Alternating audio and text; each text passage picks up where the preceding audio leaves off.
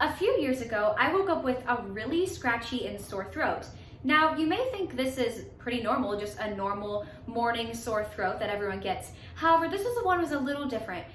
Prior to this, I had been in musical performances all weekend, but I had never experienced vocal fatigue or any vocal damage from performing.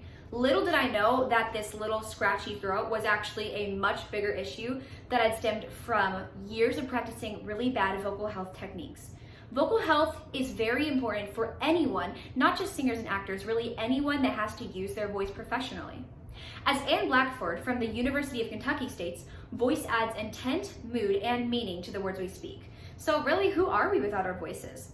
Good vocal health is imperative in the world of public speaking.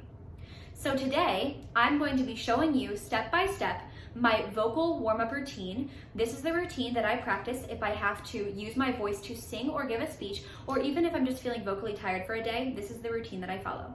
The equipment that I will be using is my Vicks Personal Steam Inhaler, Throat Coat Tea, Grethers Pastilles, my vocal straw, and a big glass of water.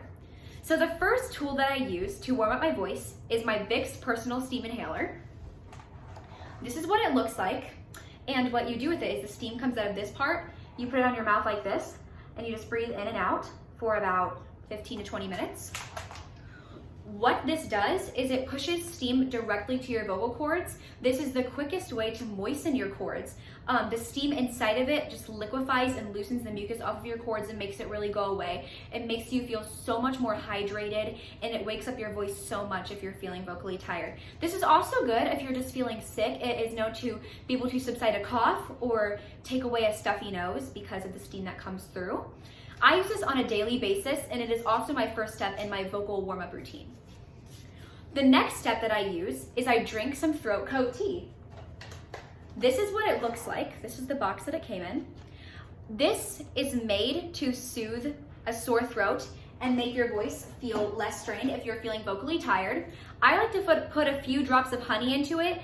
It makes it a lot less bitter tasting. There are different flavors, but the one I have is really bitter, I've noticed. The honey makes it a lot less bitter. Honey is also really good for your vocal cords as well, so it's just a really good benefit to add in.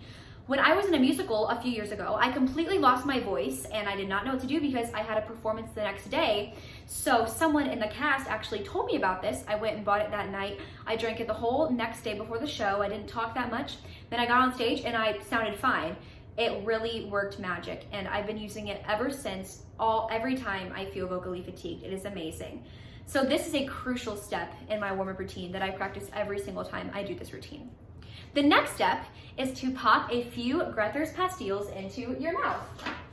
This is the case of Grethers Pastilles. As you can hear, they are little gummy drops almost. They feel really chewable, but you're actually supposed to suck on them for about 5 to 10 minutes. You're supposed to take 2 of them. Suck on them for about 5 to 10 minutes. They are made with all natural fruit ingredients, and they are designed to relieve a strained voice or hoarseness from a voice. A lot of famous singers use these as their secret magical voice cure.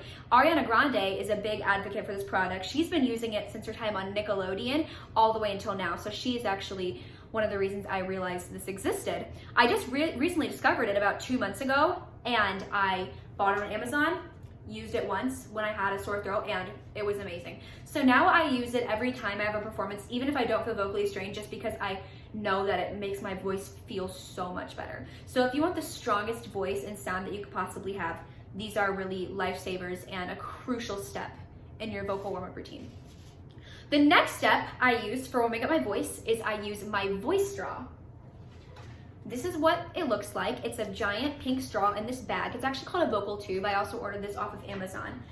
So what you do is you put the vocal straw into a bottle of water and you blow into it and hum while you're doing it, and it should make bubbles in the water. That's how you know you're doing it right. What it does is it builds a really strong technique, and it makes you just narrow your sound more, which is something that is imperative if you have to sing. So it really just strengthens your technique. It opens up your vocal cords as well, which is also something that is really good. I also like to just hum quietly to myself to get my voice warmed up. I also like to move my voice up and down on a scale such as do, re, mi, fa, so. It is never good to sing or just even talk without warming up your voice a little bit, because you're just going to strain yourself if you just straight up start singing without ever warming up physically. So that is a very important step. Now, the final step in my vocal warm-up routine is water. This is the most important step in the whole routine. If you don't take away anything from this, take away water.